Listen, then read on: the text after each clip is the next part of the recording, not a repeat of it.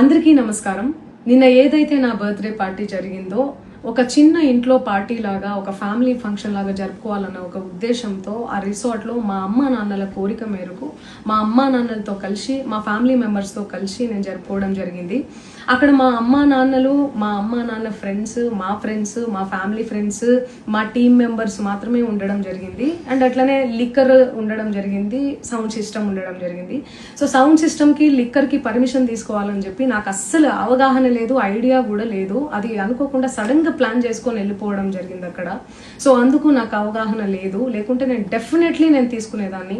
నాకు అసలు గైడెన్సీయే లేదు. ఎవరైనా గైడ్ చేసినా కూడా నేను పర్మిషన్ తీసుకునేదాన్ని, లేకపోతే నేను ఎందుకు ఇలా తెలిసి చెయ్యను కదా. సో ఇదంతా ఇలా తెలిసి అయితే నేను తప్పు చేయలేదు, తెలియకుండా ఇది జరిగిపోయింది.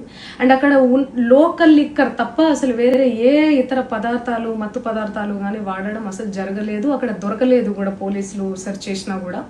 అండ్ అక్కడ ఎవరికైతే పాజిటివ్ వచ్చింది అని చెప్పి పోలీసులు చెప్తున్నారో ఆయన ఎక్కడో ఒక చోట తీసుకున్నాడు, ఎప్పుడో తీసుకున్నాడు అని చెప్పి తేలిందని చెప్పి పోలీసులే చెప్పారు.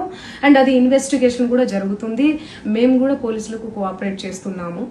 అండ్ నేను ఎందుకు ఇలా చేస్తాను, అసలు నాకు తెలిసి ఎందుకు చేస్తాను, మా అమ్మా నాన్నలతో దట్టు మా అమ్మా నాన్నలు పెట్టుకొని ఇలాంటివి నేను ఎంకరేజ్ చేస్తానా, ఇలాంటివి చెప్పండి. అండ్ ఒక రోల్ మోడల్గా, ఒక ఇన్స్పిరేషనల్గా ఉండాలని అనుకుంటాను, కానీ నేను ఇలా ఎందుకు నేను చేస్తాను. సో ప్లీజ్ దయచేసి మీడియా మిత్రులకు నా విన్నపం ఏంటంటే, ఆధారాలు లేని అభియోగాలు నా మీద అస్సలు మోపద్దు.